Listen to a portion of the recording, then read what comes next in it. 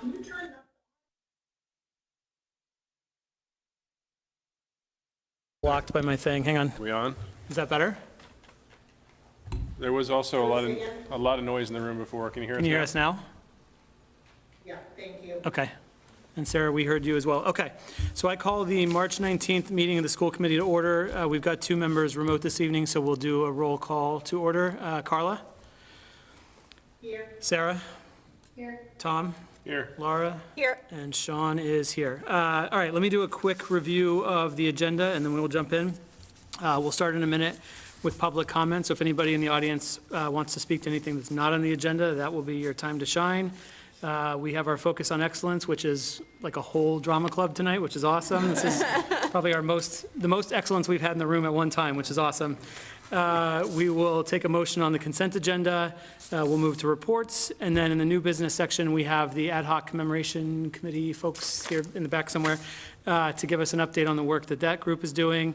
We're going to take a couple of items out of order. We'll take a vote to appoint Director of Finance, school choice discussion for this evening, and then we'll move to 2 items related to the superintendent search. So first is Tom and Michelle Roach will sort of give us an update on the process that the screening committee went through, and then introduce the 4 finalists that have been identified as candidates for our search. We will discuss, take a vote to accept that slate of candidates, and then we'll close out the evening with sort of some next steps and updates on the process so that we're all aligned for how the very rapid next 2 weeks will go. So that's our agenda for this evening. Let's start with public comments. If anybody wants to speak to anything that is not on the agenda tonight, now's your chance. Seeing none. All right. Let's move to our focus on excellence. Dr. Milcheski, I'll hand it to you. Absolutely thrilled tonight to be joined by many members of the RMHS Drama Club. As the community likely knows at this point, have just advanced to the state finals of the METG state theater competition. 96 high schools had entered in, only 15 at this point remain. So just an incredible testament to the quality of the program, the quality of the production, and just the incredible work of this community. So I'd like to give a couple of thank yous. Natalie's hiding here somewhere. She said she didn't want to be named, but I think the community knows just the incredible job that she does in the program day in and day out, the tradition of excellence in the program, and just thrilled that we're able to continue to recognize your great work and just our students. Absolutely amazing. So excited and happy for all of you. So tonight we have a couple of representatives from the Drama Club who are going to speak about 1, sort of how do they get here, 2, what's ahead, and then also 3, ways that the community can support as they gear up for the state finals. So with that, I think it's Ben and Jason coming up. Come on up. And anyone else who wants to come on up to the mic, feel free. Hello, Kids. my name is Ben Goldlust. My name is Jason Walsh. And I'm Caitlin Honer. We're here tonight representing the RMHS Drama Club.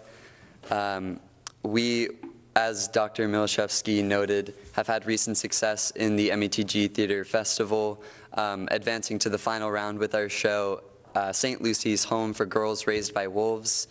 This was a show adapted by our company from a short story by Karen Russell into a script for us to perform. And we're incredibly proud of those in our company who have received all-star awards for their work on this production, both in our preliminary round and semifinal round. For acting in excellence in acting, we have Lily Bocelli, Thea Cuna, and Kat Honer. For technical excellence in stage management, Isla Lusk. For technical excellence in assistant directing, Jason Walsh. Technical excellence in sound design, Saloni Patel, Maggie Moriarty, and Brooke Dillon. For technical excellence in costume design, we have Michael Scanlon. And for technical excellence in hair and makeup, Zoe McLaughlin Showstack. This work signifies special shout outs to members of our company, but we've gotten compliments from our judges on the cohesion of our show and how well our company has worked together and how much of a valuable experience this has been. Here's what's coming up. Just to add on to how impressive this feat is for the whole company and how proud we are, this is the first time in 23 years that Reading is being represented at the state finals. The last time was in 2003. We're very proud to be here again after only rejoining the Drama Guild 3 years ago and making it so far on our 3rd year. So coming up this Monday, we have an open dress rehearsal and benefit performance to show our show one more time at our home stage. So Monday at 6 in the RMHS Performing Arts Center, we'll be showing St. Lucy's Home for Girls Raised by Wolves. It's free admission, and we're generously accepting donations to help us move on to finals and deal with these unexpected costs, but also just to show our community the show that we've been working on since the beginning of December and give everyone a chance to support us and us to show another audience what we've been working on. We're very excited, and we hope that we'll have a full house on Monday. And very exciting, that will not be the last opportunity that our show will be available. Our finals performance is going to be on Saturday, March 28th at 12:30 at the old John Hancock Building in Boston. We are very excited to be representing Reading at that event, and we really hope that people can come and see our performance and support us. The tickets are available at metg.org. They are live, and we're very excited for this incredible opportunity. Thank you. Thank you. Awesome. Congratulations. Yeah.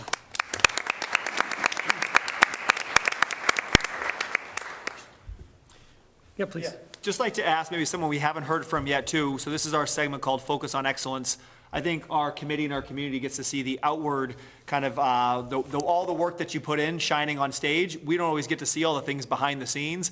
I'm wondering if someone could step up and just maybe tell us, what are some of the things that you think are so special or so unique to the program that are consistently contributing to the program performing at such high levels? Who's he gonna put on this spot? Do you mind coming up to?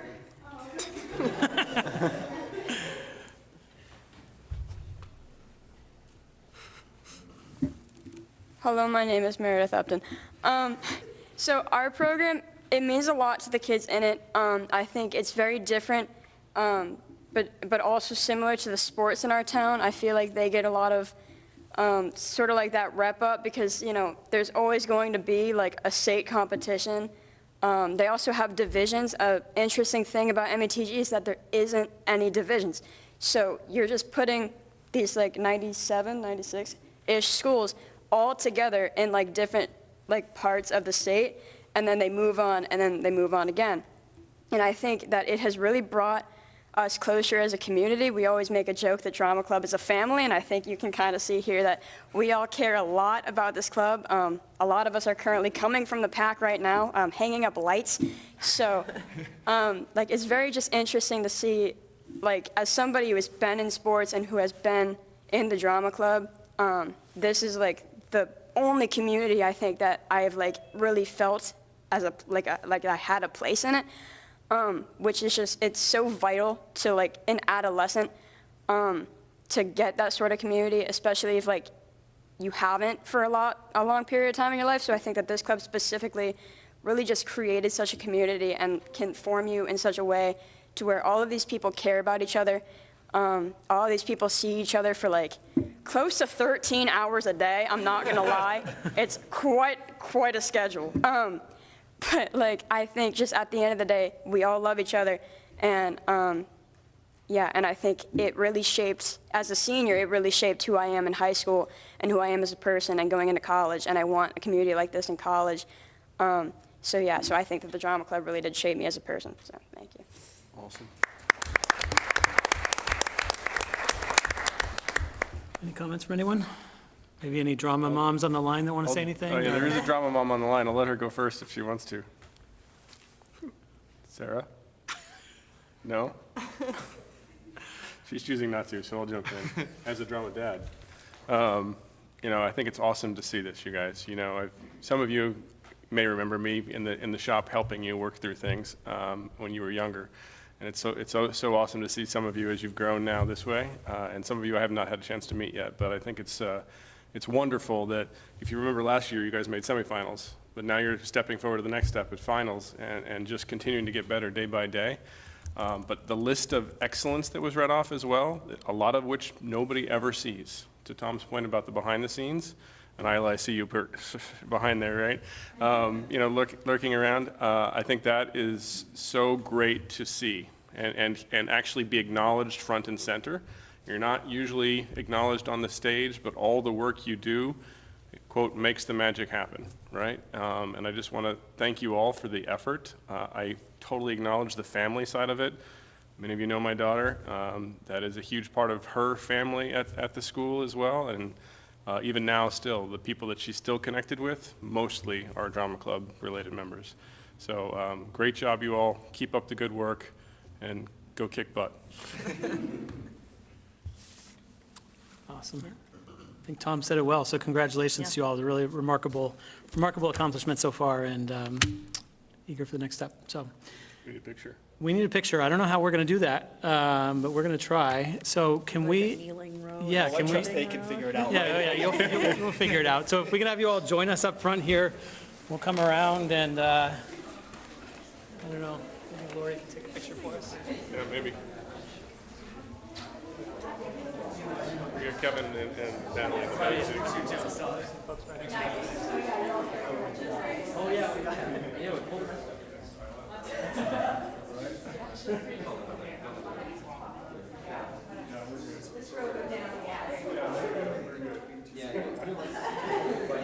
That's good. Smile, everybody. Say finals.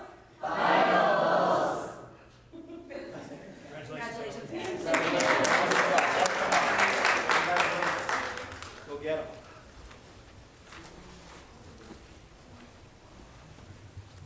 It's gonna feel so good. And while the group's transitioning, and other staff, thank you. We see Kevin Gerstner also hiding in the back. I just wanted to shout out our technical director too, and all the work he's put in every hour of every day too, so thank you. Find us another facilities director in the community who also serves in such a high-level leadership role within a drama club as well. So just here around the clock, 24/7. So Mr. Gerstner, thank you for everything too, and your contribution to the drama club. Thanks, Kev. Okay. Sounds good. So let's move to our consent agenda, and I will take a motion. Move to approve the consent agenda. Second. Seconded by Tom. We'll do a roll call. Carla? Yes. Sarah? Tom? Yes. Laura? Yes. And Sean, yes, that carries 5-0. We will move to reports, and as always, we like to start with our student report, so take it away. Sure. Okay, well, my name is Thea Cuna. I'm a junior. And we've got some news and upcoming events. Sorry, as I'm reading off my phone. That's okay. We have senior internships starting right after the end of quarter 3, so that'll be April 8th. And 2/3 of our senior class qualified for that, so they got some exciting things to look forward to. And then the French exchange trip is coming up March 30th. I'm going on that, so that should be exciting. Thank you to Ms. McSorley, Mr. Lamette, and Ms. Murphy. Next year, speaking of exchange, there'll be some more exchange trips to Spain, Switzerland, and Japan. So that looks pretty cool. And next week, there's ELA MCAS for grade 10 students. So there will be a delayed opening for Tuesday and Wednesday while the tests are taking place. And then next Tuesday, the RMHS PTO will host a speaker from College Affordable at 7 p.m. in the library. Yeah, okay. And then some acknowledgements. The DECA Club sent students to the national competition, and 14 finalists out of 52 students placed in the top 12 in their division or in their event. The robotics team completed, or they came in 13th overall in their competition. The RMHS Winter Guard competed in 2 events, and in both of them they won first. And then we have 2 seniors, Aiden Herlihy and Michael Jenny, who were both named Academic All-Americans by NISCA. And then spring athletics has started this week. Hopefully it gets warmer for that. Pretty cold out there right now. Still snow on some of the fields, I think, yeah. Where in France are you headed? We're starting in Rouen. We'll be there for 5 days, and then we're going to spend the rest of it in Paris. Yeah, that's cool. Very cool. Indeed it is. Awesome. Any questions for Thea? That wasn't. Thank you, Thea. Awesome. Thank Thank you so Sure. much. Yeah, appreciate Thank it. you. Let's move to liaison reports. I'll start on Zoom with Carla. Great, thank you, Sean. Just a couple updates on Pelham. There was a meeting on Monday. I was not in attendance, I was away, but some of the things that were talked about was we sent a letter to update the committee membership to the MSBA to include Jane Wellman as the acting town manager, and to let the MSBA know that I will no longer be on the school committee after April 6th, but will remain on the KSBC. We're discussing right now parking logistics during construction, and we have been dealing with some flooring considerations, the gym flooring considerations. The committee authorized the town to negotiate a contract with a tax consultant. This was something that I will give more detail at our next meeting, because I don't have my notes with me, and it's actually something that's pretty cool. Our OPM has never worked with a tax consultant. We are working with one. We are looking to get tax credits, basically a check, having to do with the Inflation Reduction Act. So we're working with a tax consultant who will know what our design is. It's for solar, it's for geothermal, and hopefully we will get some significant money back from the state and the feds on this. So I will keep you posted on it, but we are deciding to bring them on board. So that's kind of exciting. So thank you. Yeah, I'll just add on that one. I thought it was a little bit, it surprised me at first that we were being asked about that, but I think it falls into that invest to save category. The number of different credits and things that are available out there there are many of them, and they're complicated, and getting the applications right and getting all the things right throughout the process is really critical to making sure we get as many of those credits as possible. So it really is a good opportunity for the town to recover some of the money that we would otherwise spend on this project. So, perfect. Sarah? Oh, go ahead, Carla. Excuse me for a second, John. That's a good point. This is in addition to a lot of the stuff that we're doing through the MSBA and that we get reimbursed for through the MSBA. Right. So part of this, it goes into like our design and what type of design we're doing and where the items are sourced from. It's a lot, and that's why we're bringing in specialists to help us out with. But we're always looking under every rock, as Sean knows, on our committee, looking for savings. Absolutely. Sarah? Thanks, John. Just a quick update, RCTV is in the final stages of their executive director search, so more to come probably in our next week meeting. Great, thank you. Tom? Finance Committee had some interesting votes in their most recent meeting on March 11th. The number one in terms of us is they voted to add $25,000 as part of a community priority to the school department budget, in particular for unified sports. So that was approved 6-0 at the end of their meeting. Prior to that vote, they voted 8-0 in favor of the Parker Middle School turf field. They did not vote in favor of Article 14, which is the Adaptive Programming Unified Sports Stabilization Fund. It was a 4-4 tie. They did vote in favor of the Community Preservation Act ballot question, 7-1, and they voted to support the FY26 budget overall, 8-0. So some interesting and important votes in that conversation as an advisory to town meeting. Laura? I have no report. Great. I'll just add one thing to Tom's point, though they didn't, you made the key word there as advisory, so still expect that to appear on the warrant, a discussion for town meeting about the creation of a stabilization fund to support unified and adaptive sports. So certainly relevant to us. All right, so that gets us through our liaison reports. Let's move to the update from the Ad hoc Commemoration Establishment Committee. If you want to join us maybe at the table here instead of the podium, they'll probably pick you up better at home. And let me share your slides here.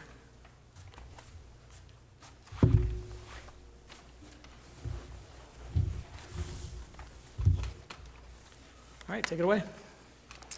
Great. Yeah, thanks for having us here tonight. So we are your representatives on the Ad hoc Establishment Committee, also known as ACE, or Bill Russell Committee. And I'm Ryan Johnstone. I am the school committee's designee, and with me is London. Yeah, I'm London Smith Nichols. I'm the student designee. Great. Next slide, please. Whoever's driving. Great. So we just wanted to share a lot of information with you more today than anything. Just let you know what we've been doing, because I know it's been a while since we've been here. Part of that reason is because the real main update is we've now been extended to January 2027. I know last time we were here, that was a question and consideration. So we were able to get that done. And then some of what we'll talk about more in the next slides are the town events we've been at, our Game Changer series that we've started rolling out, as well as an award that we're trying to work on. And we've got a lot of subcommittee development going on to try and address the pretty lengthy charge that we have. Next slide, please. And London will take over from here for a little bit. We have made an effort to make people in the community more aware of our committee by attending some town events. Last fall, we participated in the Reading Fall Fair and the Connected Reading event. In January, we also participated in the MLK Day celebration, and we recently visited the Unitarian Universalist Church of Reading. At the MLK Day celebration, the keynote speaker, Dr. Robert Bellinger, said that he was really proud of the efforts being made here in Reading, and he specifically mentioned the ACE committee in his speech, and he also read part of the committee's Juneteenth statement, which is really meaningful to see. So coming up, we'll be participating in Friends and Family Day, Juneteenth, and revisiting the UU Church, along with other opportunities that come up. Next slide, please. Next up is the Game Changer series, which is a mixed media series hosted at the Reading Public Library. This series was created to explore and discuss Bill Russell's legacy as a community leader and a basketball legend. On January 22nd, we held a discussion on the book, Go Up for Glory, and on March 12th, we hosted a documentary viewing of My Life, My Way. Both events had around 20 people in attendance. What's been really cool is how open the conversations have been. People weren't just talking about history, they were very insightful, sharing their past and present experiences. And then our next event is May 14th, on May 14th, and we'll have another book discussion on the book Red and Me. And yeah, we're excited to keep those conversations going and hopefully bring in even more people. And I'm going to let you know about the Game Changer Award. So as you can tell, Game Changer has been a theme that we're working with here, because Bill Russell had been the game changer that he was in a lot of ways. And so one of the things that the committee has absolutely agreed on that we're working towards is this Game Changer Award. And it's based on 6 of Bill Russell's core values, which I always forget what they are, so I wrote them down. So social justice, activism, education, leadership, teamwork / community building, and mentorship. And so we're still drilling down on the full criteria, but the idea is to celebrate somebody with a strong connection to Reading, past or present, who exemplified some of these core values, and celebrate them at an event at some point that would also be part of the Bill Russell event that we'll be trying to work on for Bill Russell Day. And we are hoping to have a monetary component to that. So if it's a student, a scholarship, if it's somebody else, then a grant that hopefully they can use to carry on whatever works led to the award in the first place. One thing I want to say about the Game Changer series really quick before we move on is we forgot to put it on the slide. I really wish we had. But that's all work done by Bill Russell. So the Go Up for Glory was his first book that he wrote in 1965. So in the middle of all the championships, in the middle of everything going on in civil rights and the civil rights movement at that time, this is pre-Civil Rights Act in 1965. you get to a really great insight to Bill Russell of how he became this huge star that he was at that time. And then in 2000, he helped produce that documentary, My Life, My Way, which is about him growing up, or about him getting older, I should say. And then Red and Me is about his time with his coach, Red Auerbach. He wrote it shortly after Red died, and only a handful of years before he ended up passing away himself. So it's been great to explore all that. I've been digging into those for a long time now, but it was great to really share that with the community, and for some people, for really hearing some of the stories that I've become accustomed to now, in getting their reactions also in that moment. So it was really cool to have those community discussions around that. Next slide, please. So our subcommittee development. So again, the charge is very large, right? There's a lot in there for us to do. And so these are kind of the three main elements that the committee's really been focusing on. And it's about the recommendations to the select board about how do we acknowledge and express accountability for the treatment of Bill Russell and his family here in Reading. How do we honor Bill Russell's legacy, and how do we implement this annual program and long-term programming? And so after all these months of conversations, there's been a lot of ideas floated around in the committee. And so what we've eventually just realized recently is we need to set up subcommittees to really explore all these different options. So as of today, we have 8 different subcommittees that we're working on, and we're staffing it, and over the next 4 or 5 months, really, we'll be grabbing as much information as we can to then come back to the committee to figure out which ones we want to do. And I expect more subcommittees to be developed at some point, because we've had a lot of ideas. But right now, it's about working on doing the expression of accountability. What does that look like? Find other examples, and then bring something back to the committee.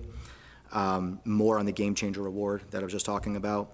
More on the Game Changer series. Like, it's focused on Bill Russell because that's what we're focused on right now. But the idea is always to transition off Bill Russell to other people that exemplify the type of stuff that Bill Russell cared about. And so we have a subcommittee focusing on what else can we do as part of that series. Artwork or dedications around town. Permanent display at the library, which I know, Tom, you had mentioned before, something you're interested in, generically a permanent display of some kind related to Bill Russell. Potentially building a standing committee and making a recommendation to the select board to create a standing committee. So exploring if there's what other towns are doing about other committees to help their social justice teams, and see what other towns are doing. And as well as like recording some presentations that could be available generically just out there for the public. So those are the different subcommittees we have now, because that's maybe half of the ideas that have been floated, the ones that we're really trying to focus on right now. Next slide, please. And London will finish us out. Looking ahead, we're continuing to build on the work we started. As I mentioned before, our next Game Changer event is May 14th. On the slide, it does say May 22nd. That was a typo, but it really is May 14th. We also are going to have a table at Friends and Family Day and Juneteenth. Our upcoming meetings are on March 25th, April 22nd, and May 27th. And another cool fact is at the bottom of the slide that you see here, this is a picture or illustration from the Daily Times Chronicle, which was formerly known as the Reading Chronicle. And this is an illustration from Bill Russell Day, which was hosted at RMHS Cafeteria on May 16th, 1963. And yeah, that was a little cool piece of history we wanted to show. But yeah, thanks again. Really grateful to be here tonight. And yeah, thank you. Thank you.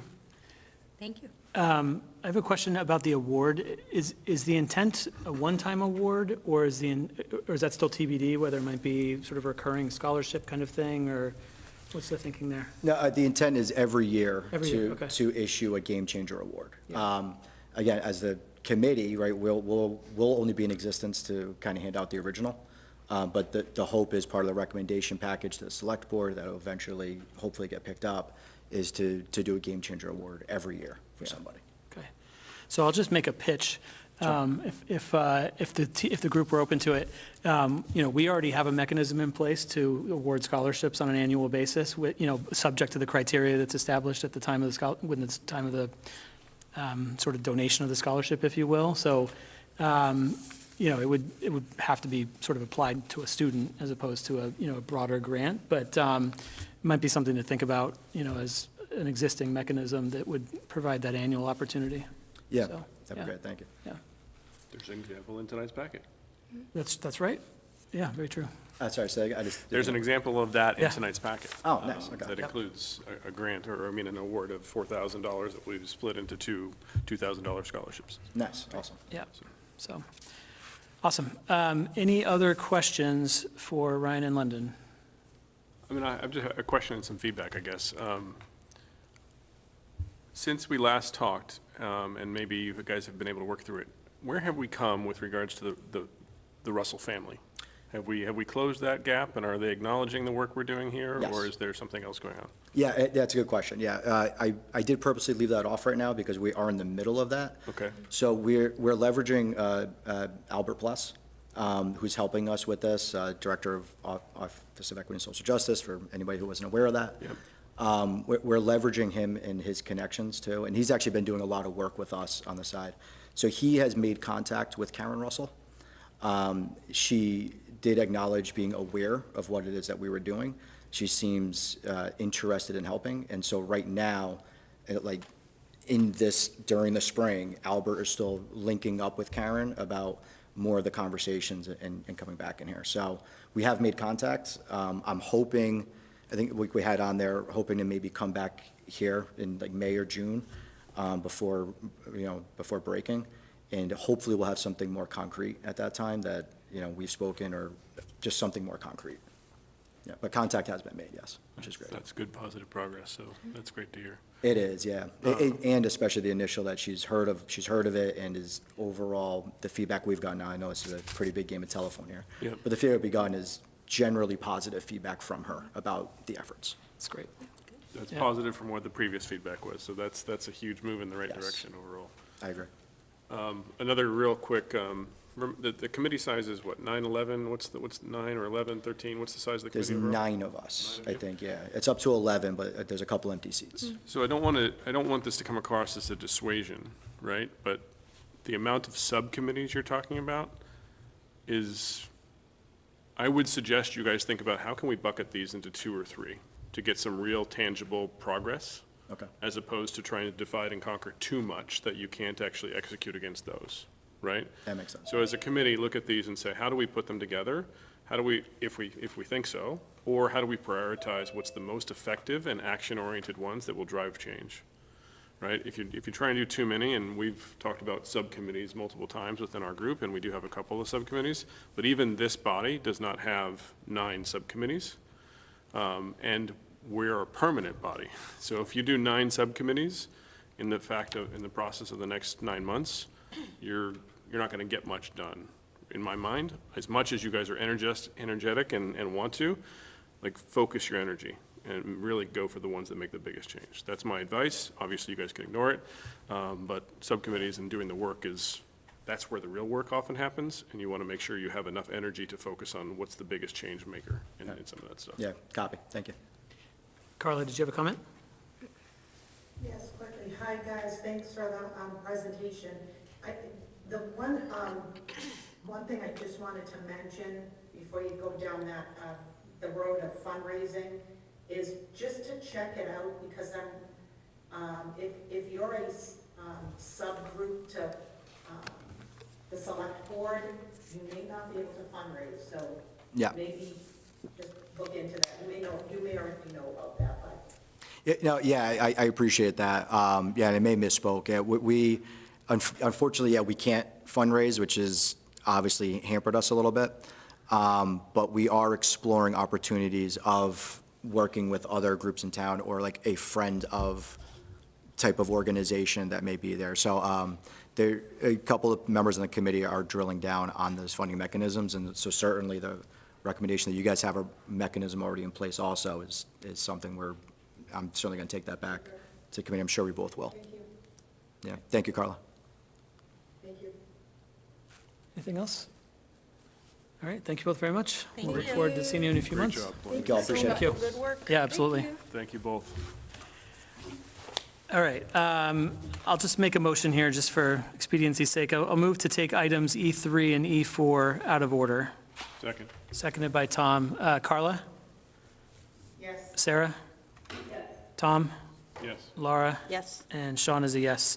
All right, so let's move to E3, which is vote to appoint Director of Finance. Dr. Milczewski, I'll hand it to you. Great.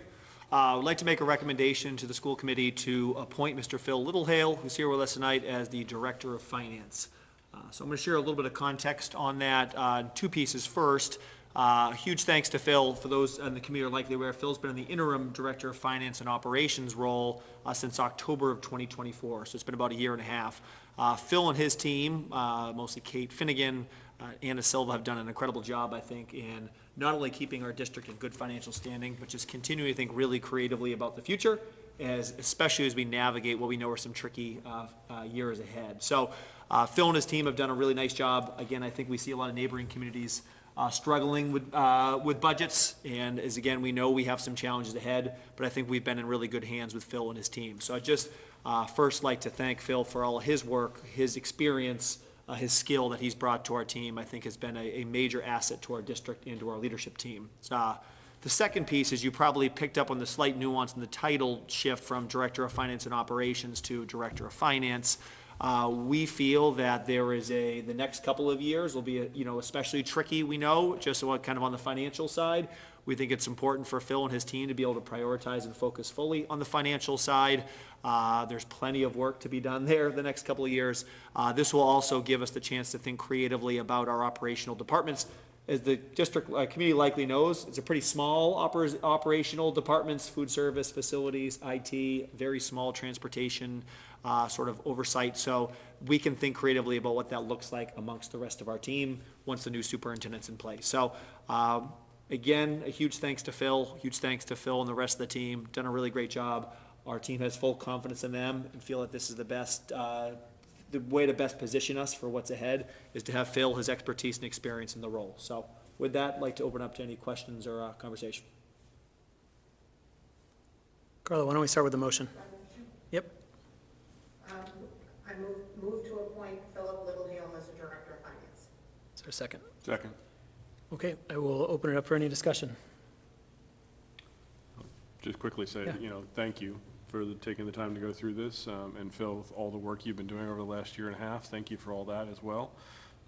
We've seen your focus and diligence in trying to get through things and adjust and correct, and, it seems like it's a constant point of improvement and continuous improvement, which is a theme across the district. So I appreciate that you continue to dive into that as well, and I'm supportive of this, so I appreciate it. I think that was really well said. Any other comments? Okay, we will move to the vote. Carla? Yes. Sarah? Yes. Tom? Yes. Laura? Yes. And Sean, yes. Thank you, everyone. Congratulations, Phil. Thank you. Congratulations, Phil. Congratulations. Welcome back. That's right.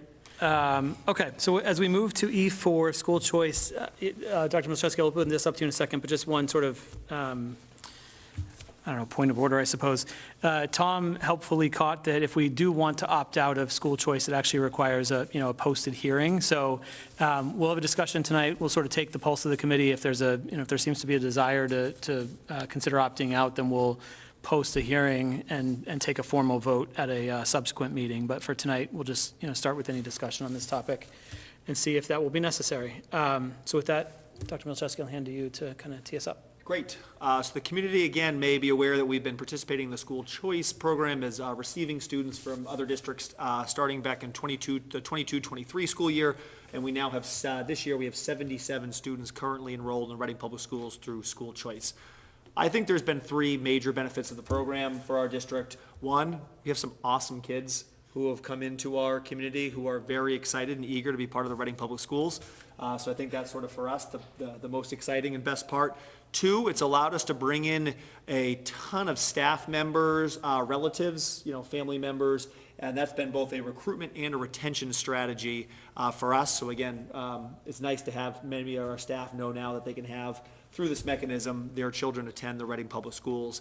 And then three, on the financial side, We just, are currently going through, as we know, budget process. I think the committee has seen that the school choice funding of $5,000 per student, run the math times 77 students, plus full reimbursement for all special education costs, has put us in a very, much more favorable position than if we did not have school choice in our district. So our administration and our team is fully supportive of the program.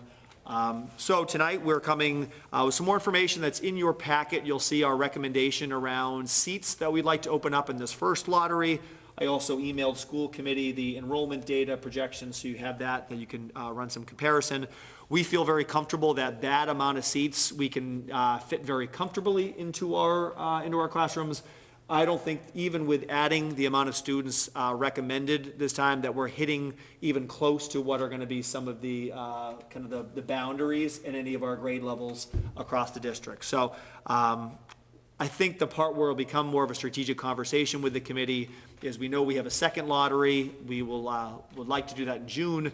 If we would do that, I think there's then the conversation of whether or not we want to expand even further than what we have now.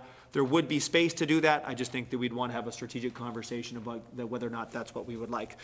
As another point, just kind of context, 45 families have reached out so far this year about school choice, and that is with no marketing around the program. So I think there's definitely an interest out there from families, and I know if we obviously decided to go with more marketing, messaging, communication, I'm sure we can build that number up.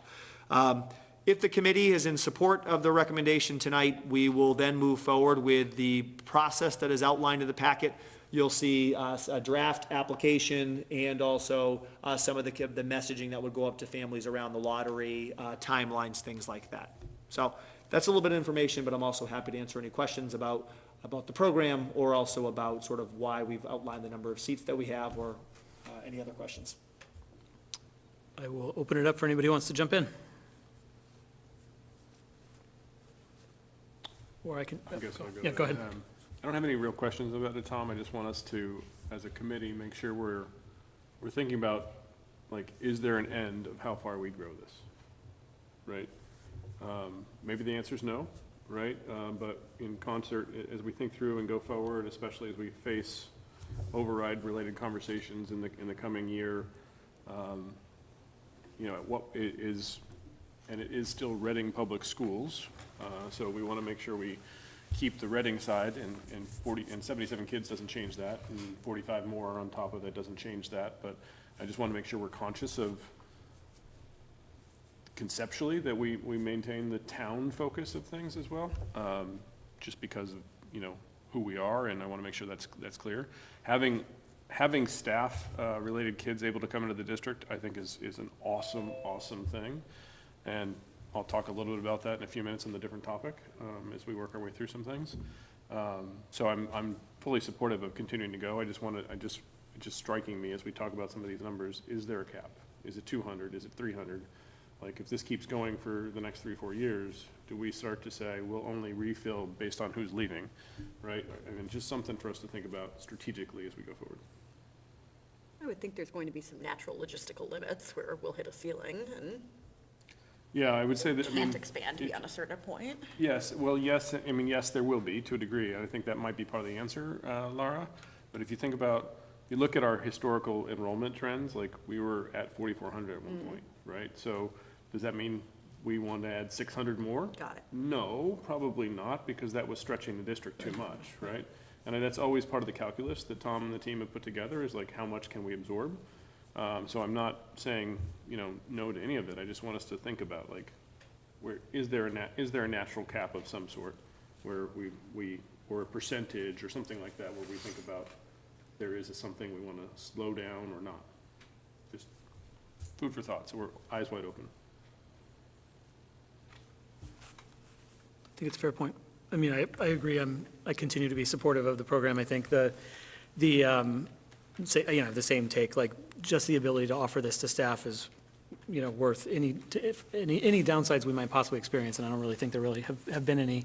So even independent from the sort of financial component, I'm very supportive of this, but it's a fair point. I mean, there could be a scenario where we reach some mix where we say, doesn't make sense anymore, or we need to slow down a little bit. I don't think we're there, but it's a fair point. I don't think we're there yet either. Yeah. And we may not be there for a while. I just want to make sure we don't just run I think it headlong. would take more years, many more years of declining enrollment. And, if our McKibben forecasts comes true, It won't be an that issue. shouldn't be an issue, but, who knows? There's a lot of macro dynamics out there as well, so we'll have to see where things go.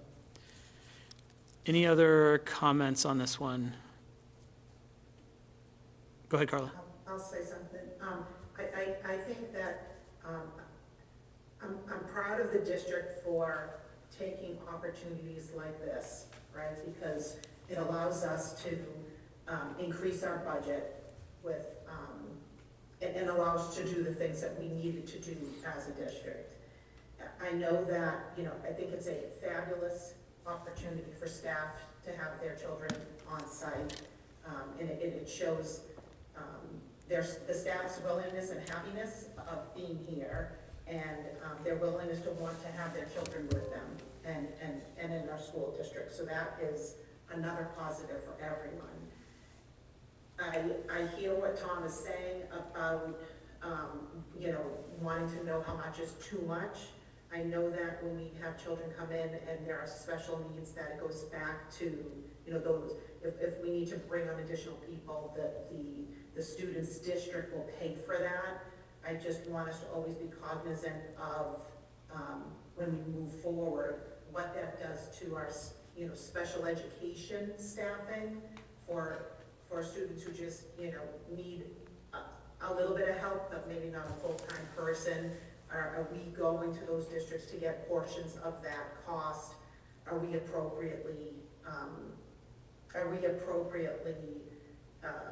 staffing our current students, and do we have to add staff on because of it? So that would be a consideration, but I do value the program and what it's been able to do for us as a whole.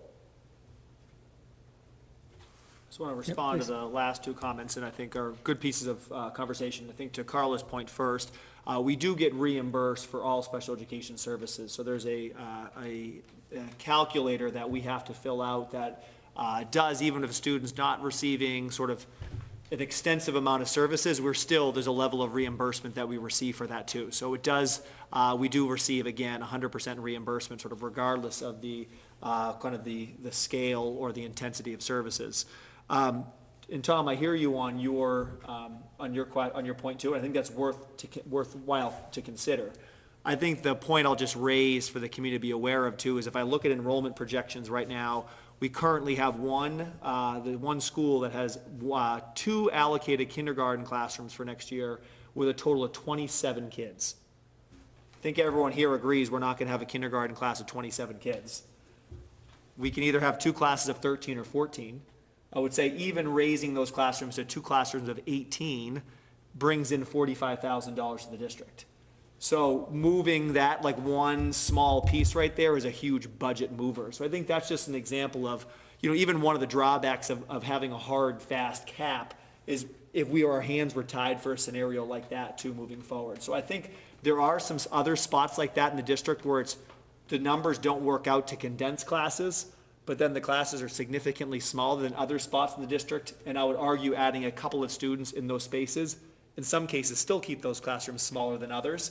And the payoff for our district is pretty significant. So even in that example I just gave, moving from 2 classes of 13 or 14 to 2 classes of 18 are then going to, close to $15,000. That's pretty significant in what's ahead. So I appreciate what you raise. I think that's something we should consider to continue to talk about. I think just looking at some of those specific cases also might be helpful for us to think about sort of how realistic is that? What would that look like? What would some of the limitations be as well? Thanks, John.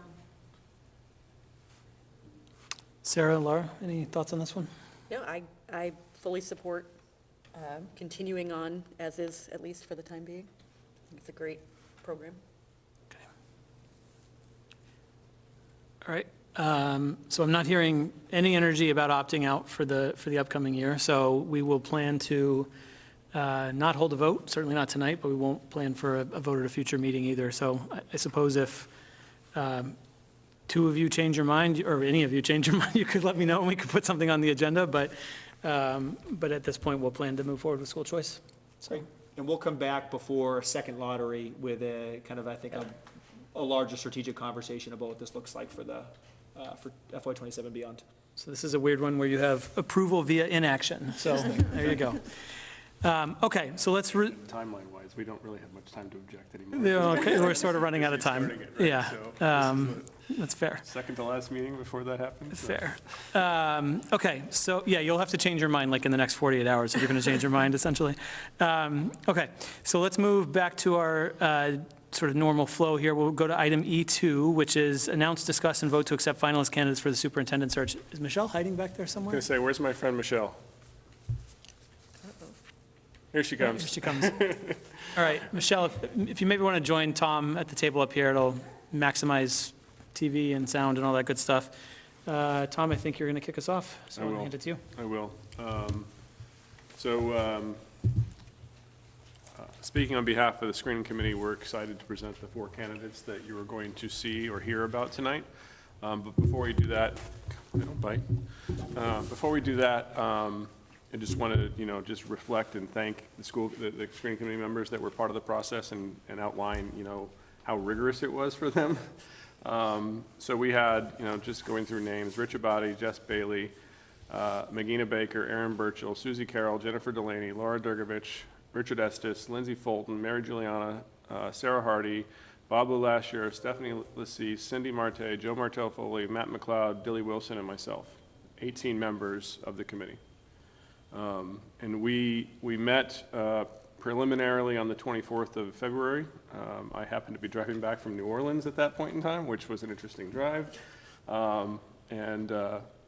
At that point became chair. We met further on the 4th of March and had previously received some information from Ask about sample questions and had received some feedback from the group about what questions they might want to do, as well as some individually crafted questions, and discussed the questions and gave feedback about how we would want to organize it. From that point in time, I went through that and put together the 13 questions that we decided to ask the committee. And we finalized it over the weekend before our interviews. Let me jump back in a second. Fortunately, Michelle helped me tighten those up a little bit. She did a great job preparing kind of a Q&A form as well that the committee could use for taking notes. Also on the 4th of March is when we reviewed the candidates. We had 24 candidates apply for this position, and it wasn't really easy to get to the 11 that we interviewed. It came through in a pretty decent fashion, but if you go through the resumes of a lot of these candidates, there were a lot of really strong candidates in the pool. And so, going from 24 to 11 to 4 was a rigorous process. The committee met, for 3 interviews in person in the superintendent's conference room on the 9th, on the 10th, 2 interviews on the 11th, and 3 more interviews on the 14th. So back to back to back, small break, and then 3 more interviews on the 14th. We then had the weekend to kind of consider what we thought, and we came back on the 16th to make our decision. And finally, the red smoke went up, and we made our decision on the 4 after a lot of collaborative conversations, and ultimately these 4 were the ones that came out on top. And I think we're pretty excited about it, like I said. And I'll pass the mic over to Michelle, and she can introduce the candidates. Can I say something Oh, quickly? please, Laura. Yeah, please so do. I just want to take a minute to say that this was your second experience, I guess, on a search committee like this. It was my first. It was really enlightening experience, and I just want to reiterate what Tom has said about the dedication and rigor that everybody on the committee put into the process. We had some really interesting and insightful conversations, and it was so valuable to have input from all of the different stakeholder perspectives.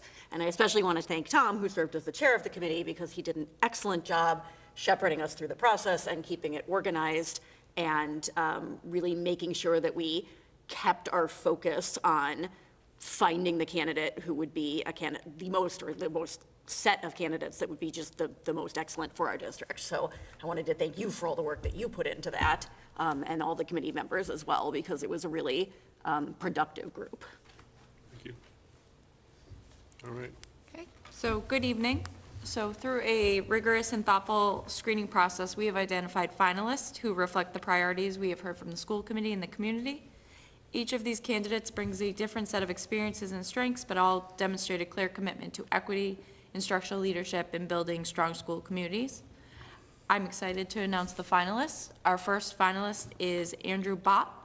Andrew currently serves as the head of school at Brighton High School in Boston Public Schools and brings over 25 years of experience as a superintendent, principal, and teacher. He previously served as superintendent in Brookline, where he led a large and complex district, managed a budget of $100 million, and worked closely with the school committee and town leadership on major initiatives.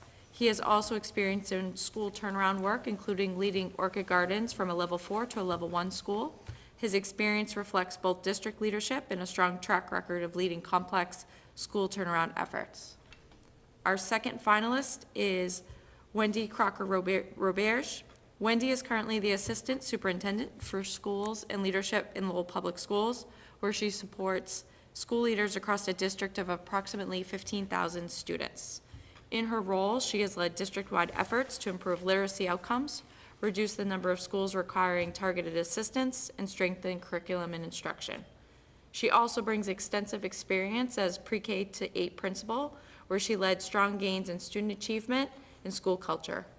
Her work demonstrates strong system levels leadership and a focus on driving measurable improvement across schools.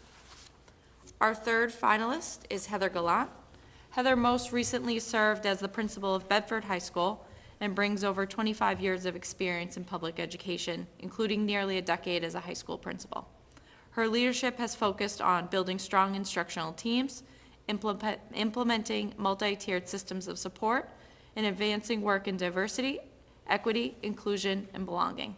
She has led district-wide initiatives in curriculum, restorative practices, and professional learning, and has a strong track record of engaging students, staff, and families. Her work highlights a focus on building inclusive, student-centered systems that support both achievement and well-being. And our last finalist is Dr. Henry Turner. Henry serves as the principal of Newton North High School, one of the largest and highly regarded public high schools in Massachusetts. He brings nearly 20 years of experience in Massachusetts public education and has led significant work focused on expanding access to advanced coursework, strengthening student support systems, and using data to drive decision-making. Under his leadership, participation in rigorous coursework has increased significantly, particularly for students who have been historically underserved. His leadership reflects an ability to operate at scale while expanding access, rigor, and student outcomes. Our candidate resumes will be made available to the public after this meeting, and they'll be located on the district website within the school committee section. We're looking forward to the next phase of the process, which will include interviews, site visits, and opportunities for broader community engagement. And we feel confident that this group of finalists brings the experience, leadership, and vision needed to build on the strong foundation already in place in our district. And we look forward to your engagement with each of them as we move on to the next phase of the process. Just a few more comments as we're thinking through this. I mentioned I would refer to the school choice here shortly, but one of the things that was extraordinarily clear throughout this process is we had multiple candidates that only applied to Reading, which I think speaks for itself, and in many cases they recognize the work that this district has already made, and they want to contribute to that and help continue to move it forward. They also recognize this committee, right, and how functional we are. So I think it's really important that we keep that tone and tenor as we move forward with a lot of things. So I'll say that. I was really appreciative of everybody in the room as they would go around before they would ask their questions. You know, we asked them to tell us who they were and what their role was. As you can hear from the names, many of them are staff, but how many of them were able to say, and I have this many students in the district, and I have this many students in the district. And I think that spoke a lot to a lot of the candidates as well, in terms of the investment that we have in this district. And so I just, again, want to thank the staff that were involved in that process, in addition to the wonderful parents that helped in there. Overall, you know, I think we have a really, really, really strong slate. the hardest part is going to be over the next 2 weeks as we go through this, and I'm looking forward to it and excited. So. Any questions for, Carla, go ahead. Some questions might be off limits, but fire it off and we'll see what happens. What was that, John? I said some questions might be off limits. Tom and Laura can't speak to deliberations or anything like that, as you know, but fire off your question, we'll go from there. Yep, no, I actually just wanted to make a comment just to thank the committee for all the work that they did. I want to thank staff, Michelle, her staff, Olivia, Dr. Milachevsky, because I know you helped with the whole process, Lara and Tom for all of your work, and Sean for really taking the bull by the horns and pushing this whole process through and condensing it so we can get to the point where we're at right now to get this candidate at least to be able to spend some time with Dr. Milachevsky before. Great job, and very appreciative to everyone for their efforts. I know it was not easy, and I know the next 2 weeks won't be easy, but we're in good shape once again. She hit it, and I didn't hit it before, so I should have. Michelle and Olivia were rock stars, right? Rock stars in the process. I mentioned a little bit of what Michelle did, but that's not even the beginning of it. She did a great job in correlating everything, and she's been doing a great job reaching out and scheduling everybody. Olivia was there every one of our meetings to help welcome, greet, help the candidates as necessary, late into the night in some cases. So above and beyond, and you two did an awesome job, so thank you. Yeah, I will double click that, for sure. We went from, your screening committee voted on Monday night to by sometime yesterday afternoon. All of the next steps were laid out and scheduled and ready to go. Michelle had drafted about 7,000 emails that need to go out, and those are ready to go. So Michelle and Olivia have been just incredible throughout this whole process, and we gave you an impossible timeline, and you're making it work. So thank you. All the candidates are confirmed as well. That's right. Yeah. Saying a lot. It's really saying a lot. It is. And I'll just add, I've had the chance now to kind of have a hello with each of the candidates, each of the finalists. I'm really excited about this group. I think they seem really excited about this opportunity. And so I think we're going to have a really challenging couple of weeks to sort through this all. So any other questions for Tom, Laura, Michelle? Sarah, go ahead. No, I was just going to echo all the sentiments that were expressed. I think just seeing the scheduling emails coming through left there, so it gave me a panic attack of the shuffling, and it just made me so grateful for all the work that you guys have put in up to this point. So excited to meet the candidates and continue the process forward. Yeah, apologies to everyone's jobs, but it'll be a busy couple of weeks. All right, if there's nothing else, Carla, is it easier if I make the motion since you were kind of getting the names in real time there? That would be awesome. Okay. Move to accept the following candidates as finalists for the superintendent position: Andrew Bott, Wendy Crocker-Roberge, Heather Galanti, and Henry Turner. Second. Seconded by Laura. Any further discussion? Okay, we'll move to the vote. Carla? Yes. Sarah? Yes. Tom? Yes. Laura? Yes. And Sean, yes. Thank you, everyone, and congratulations. If any of the candidates are watching at home or seeing us on YouTube, congratulations, and we're looking forward to getting to meet with you quite a bit over the next couple of weeks. All right, so why don't we shift gears and talk about the next couple of weeks a little bit, and then I want to, I've got a few, thank you, Michelle. And then I've got a few topics where I'd love for you all to weigh in as well. We don't require formal votes, but I would just love to have you weigh in. Let me share my screen here. So Sarah, you alluded to this, but the schedule is sort of busy over the next few weeks. So I thought it was easier to just sort of visualize it. So we're here on Thursday, the 19th. This process really gets started on Monday. Andrew Bott will have his visit to Reading from 12 to 6 on Monday. It's got all the components that we've talked about before. He'll be meeting with Dr. Milachevsky for lunch, meeting with central office, principals, staff, students, a community session. Michelle alluded to this, but we'll have emails that will go out Olivia might be sending them now for all I know, emails that will go out, so all the various groups will get invited to all the right sessions, but opportunities for literally anyone in the community who wants to be a part of this to have the chance to meet with each candidate, ask some questions. We'll have a feedback mechanism that's available as well, which will be, any feedback that we receive will be consolidated and provided to the school committee for our deliberations, a few weeks from now. On Tuesday, we have Wendy Crocker-Roberts visiting. On Wednesday of next week, we've got Henry Turner visiting, and then we'll have 2 of our virtual site visits to the candidates' towns, or to the candidates' districts, I suppose. The candidates are working on sort of aligning all the participants in those, so more specifics on that to come, but those are the blocks to hold.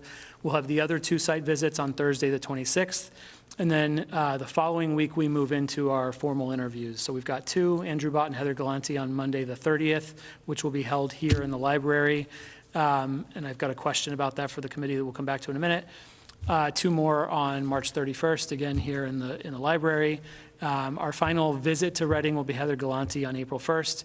And then currently, I think we're planning for April 2nd to have our deliberation and vote.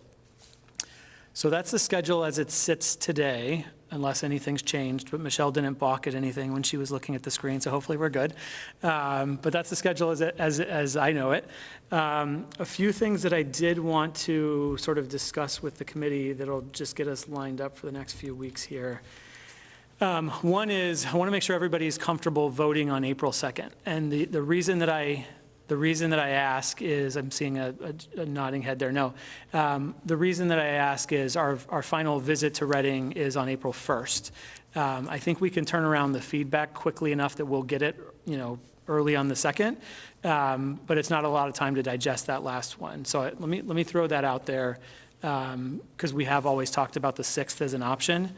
The downside to moving to the 6th is that there are, as Tom said, many candidates are, as far as we know, are only applying to Reading. There are other active searches that are on similar or even slightly faster timelines to us. So delaying, 4 days could be impactful in terms of some of the opportunities some of these candidates may have. So let me throw that out there and open it up for discussion. No formal vote on this. Go ahead, Sarah. I'm not available April 2nd if possible. Okay. Remotely or otherwise? Okay. What if we did a different time? We can try to negotiate a plan, but All right. I'm a little new for job and Okay, understand. important religious holidays and stuff. Understand. Okay. Other thoughts or preferences on this? It's hard to say that Sarah can't join. I mean, that would be tough. I do know, and I think anybody who searches the names now will quickly find out what we're talking about. There is one in particular that has a pretty urgent related timeline, so we'll have to figure out, even the 2 weeks, whether that works. Hopefully it does. I think the sooner the better. I do acknowledge that it is a very tight timeline, and I expect, just as I was last time, I'll still be trying to figure out who I'm choosing as I eat dinner before I come that night, whatever that night is. Nothing precludes us, and we've had it before, of having a meeting on a Saturday I was or going to say, something is like there a that, too. procedural reason we couldn't do that? Nothing No. precludes us from doing so. I am opposed to the 6th from a perception perspective, right? I think there's a pretty large, now I know Monday versus Saturday versus Thursday, it's really not that big a difference in the grand scheme. So I could see people say it really doesn't matter that much, Tom. But the night before the election just kind of seems really weird to me, right? It seems like we're slamming something in before the voters vote. Now, hopefully one of our members, will be back, and we'll see who the other member is. Carla, we know will not be back. But I think it just seems odd to me, perception-wise, to vote the night before an election. Yeah, that's fair. I mean, I've seen some of that, discussion online and things like that. I think we've owned that decision. That was very intentional. We thought it was appropriate for the committee that participates in the full process to take the vote.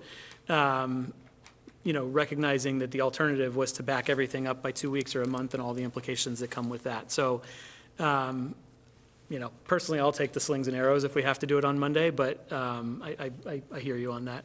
So let's do this then. Sarah, we can connect offline. I'll probably have to circle back with everybody else.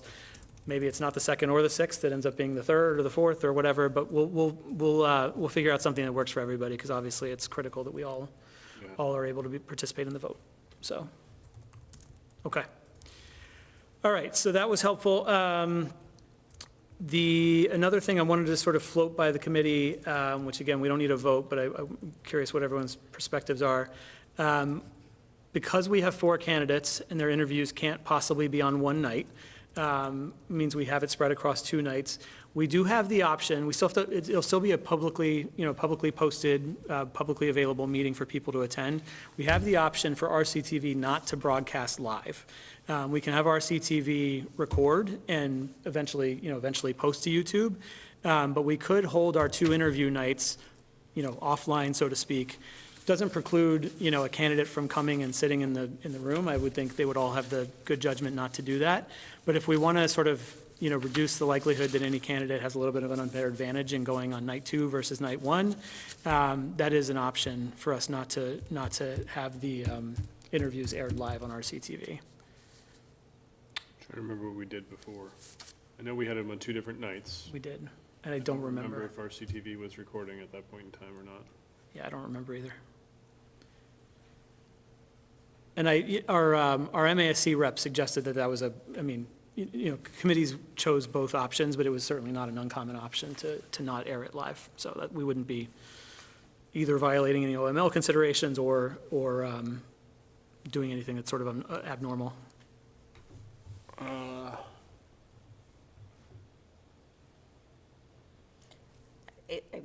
What's the downside of not airing it live?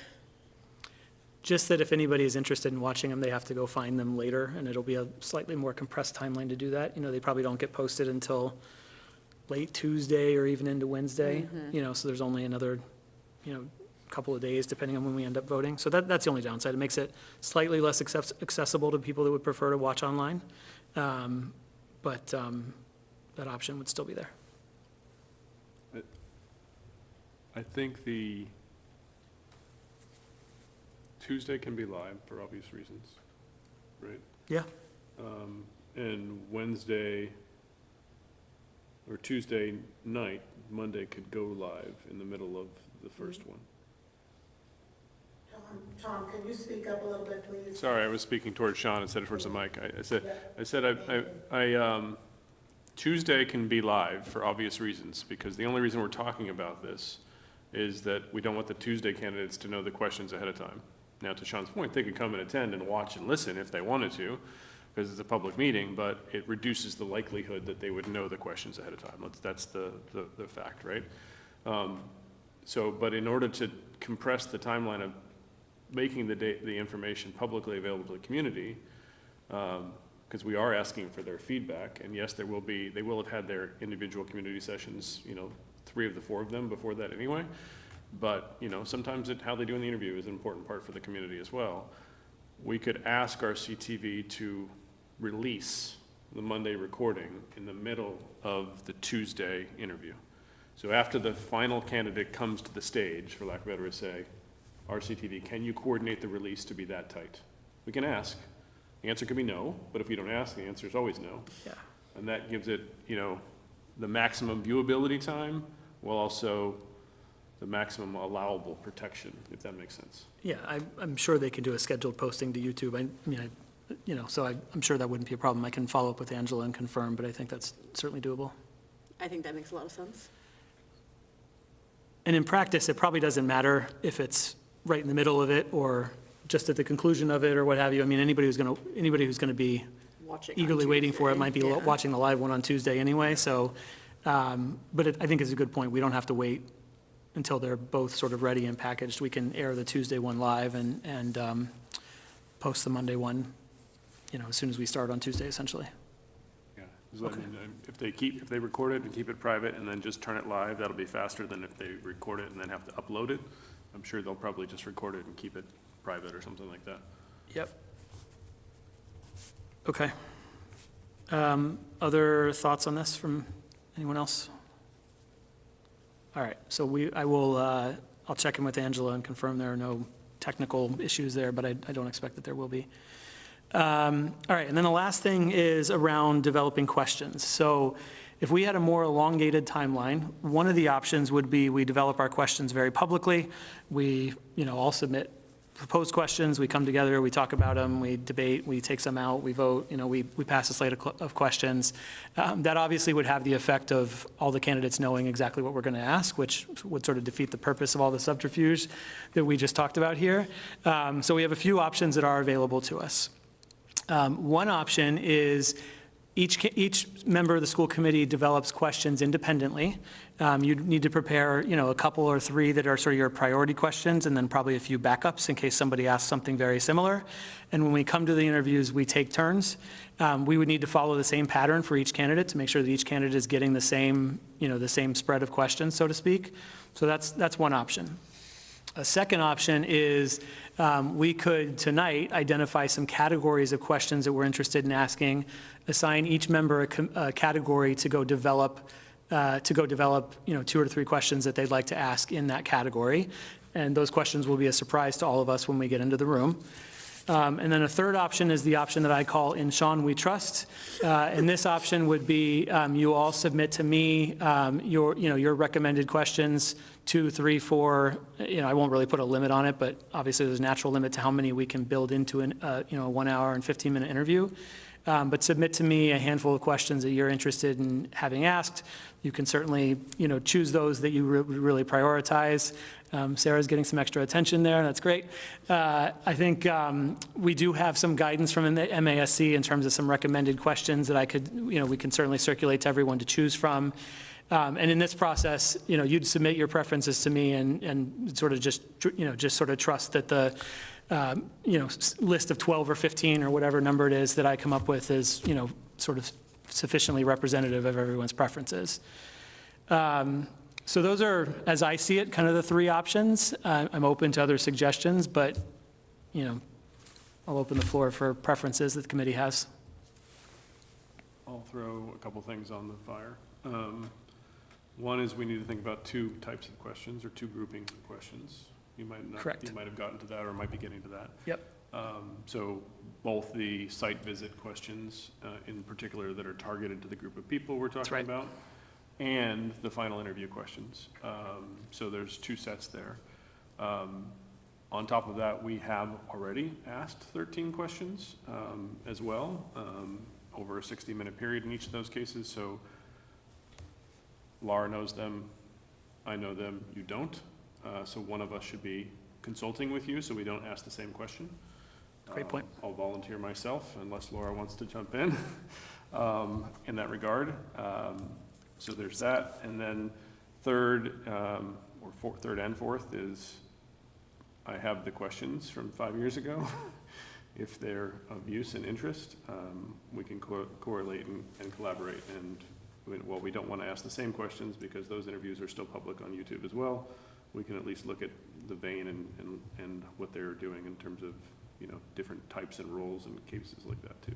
Yeah, just two thoughts on that. One is absolutely, I think we should distribute to the committee, all the sort of question compendiums we might have that might be instructive as we think about what we'd like to ask. So certainly the questions from 5 years ago, I think, can be part of that.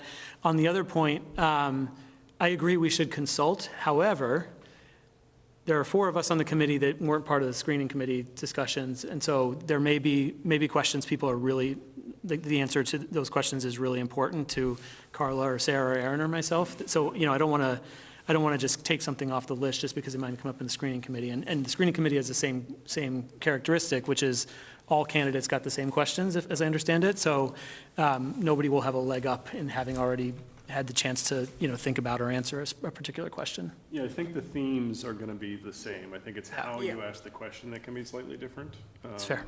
And so I think there's that. Carla, Sarah, jump in. I'm sorry, I just keep talking, so I'll stop for a minute.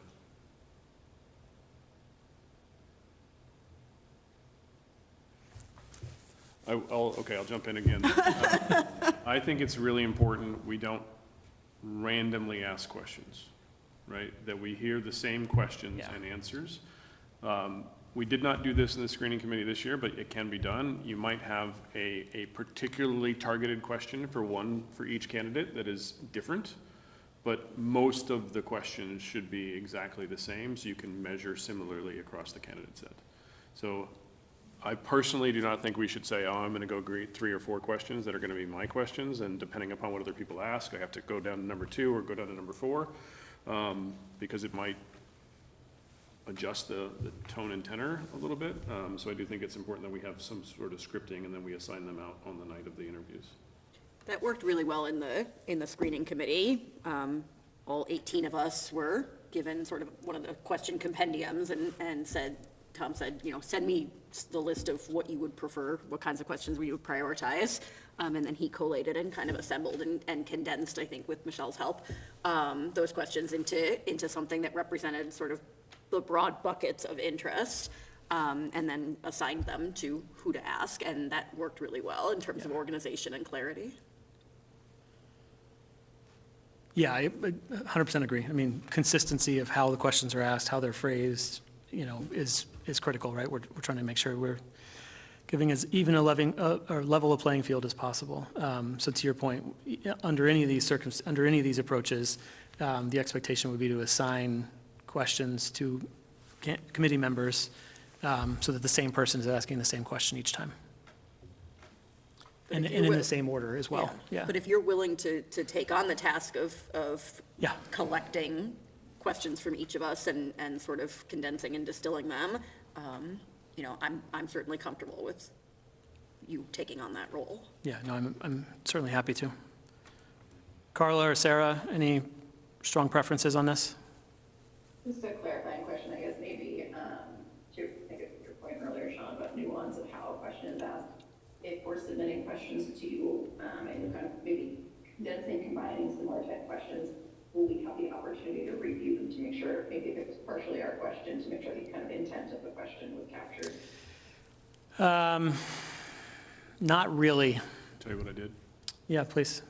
So what we did for the screening committee is, Maybe grab your middle mic a little closer. will that be better, ladies? Sorry.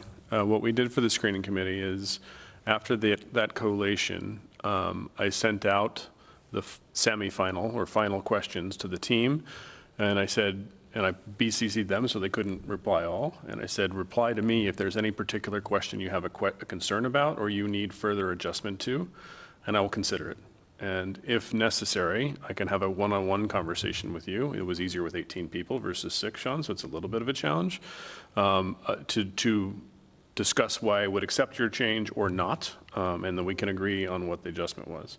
Yeah. So that way, the concern or feedback was heard, while also, you know, trying to make sure we stayed within all the rules. Yeah, I mean, if that,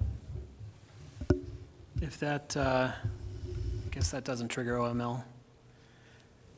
If we can do that without triggering OML, then I'm certainly happy to give everyone an opportunity to, I know Sarah's not on the line anymore, so if she jumps back on, I'll reiterate the answer here, but certainly happy to build in enough time to give everyone a chance to react to how they're framed. The other thing I will say, though, too, is we can leave a little bit of time for, there she is. Sarah, I was just answering your question. You know, I don't know if you heard Tom's answer. Yeah, so, you know, I think, you know, we could certainly build in enough time to have a review cycle there. So we can also build in a little bit of time. We don't have to script the entire hour and 15 minutes. We could build in a little bit of time for follow-ups. So if somebody, you know, the bulk of the interview should be very similar, but there may be a comment somebody makes that somebody wants to follow up on. Tell me more about that, or how would you translate that to this thing that we have going on? So that might be the other opportunity, Sarah, if you felt like a question just sort of slightly missed your intent, to follow up if you feel like you need to. Yeah, that works for me too. And that's permissible in the formal interview, whereas it wasn't in the screening committee? Yeah. Yeah, there aren't a lot of rules. I mean, this is just sort of, we're engineering it for fairness. Yeah. There aren't really a lot of rules in terms of how we approach this, or what questions we ask, or who asks the questions, or anything like that. This is really just about, you know, us trying to be Equity. fair. Yeah, equitable, exactly. They'll still have a time restriction, slightly more. I think we're giving them 75 instead of 60 minutes or something like that. 75, yep. Right, and there's less of a discussion back and forth here. One other thing, Tom, I can't hear you again. man, I keep turning around to talk to Sean, so I got to look forward, and Sean's still there in front of me. I don't know if it's your microphone or what.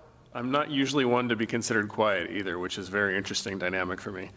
One other thing for us to consider, and I think it was valuable before, and I think, Sean, you sort of mentioned it, but I want to hit on it again, especially in looking at my notes that it was sent to the candidates ahead of time, is a scenario-based question, where it's not just a, here's a question with 2 or 3 parts or whatever, but it's it outlines a specific scenario that was a challenge or could be a challenge, and then that candidate has it ahead of time I forget how long ahead of time, maybe, Tom, you might remember.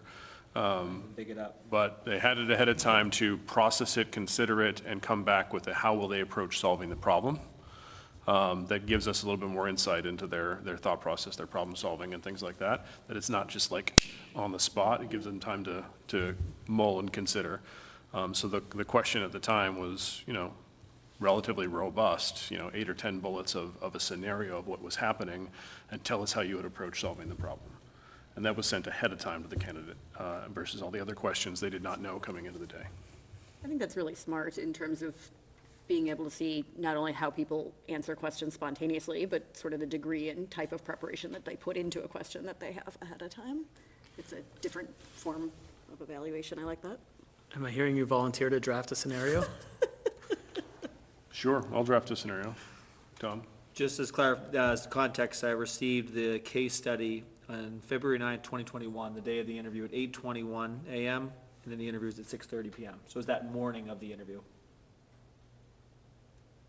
I love that you can just find it like that. I know, right? So, I mean, we can, if we agree to the scenario, we can have Michelle or Olivia send it out that morning for their Yeah. interview. Yep. 2 of them on Monday morning, 2 of them on Tuesday morning. Right, exactly. Okay. And I was joking about, maybe we can work together on it, or, workshop it a little bit. Okay. So, and then Tom alluded to this, but where we'll need input for questions is both for the finalist interviews themselves, but also for our visits to the candidates' districts. So I'll remind everyone, we'll send a note out, with some of the question compendiums and so forth, and I'll remind everyone what the groups are. But, same sort of process, just submit any questions you'd like to see asked of the students or asked of the, central office members or asked of the municipal officials. And we'll sort of, go through the same process here in terms of consolidating those and pulling those together. And then same thing as well, when we're in the actual site visits, we'll have it pretty heavily scripted, and everyone will kind of have, an assignment in terms of which questions they're going to ask. Okay? All right. So lots of work to do over the next couple weeks for us. I will send, Tom, if you can send me the questions from last time this evening, I'll send out just a summary of what the ask is for everyone tonight. We do have the first, let me refresh myself on the calendar here. Our site visits begin on Wednesday, so maybe by the end of the weekend, at least for those, if you can get back to me with your proposed questions, and maybe we have another day or two to propose questions for the actual interviews. But, this is probably a 3 or 4 day turnaround on getting a first draft of these going, so.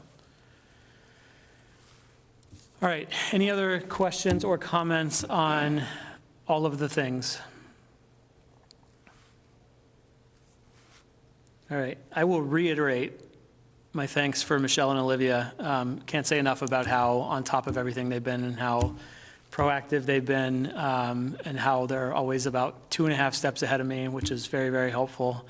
So thank you to them. Olivia, you're probably watching this back later for motion purposes and whatnot. So thank you both very much. So, all right, any final motions?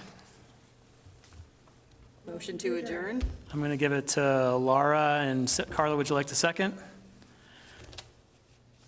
Second? Seconded by Carla. All right, Carla, Yes. Sarah, Yes. Tom, Yes. Laura, Yes. and Sean, yes. Thank you, everyone. Good night.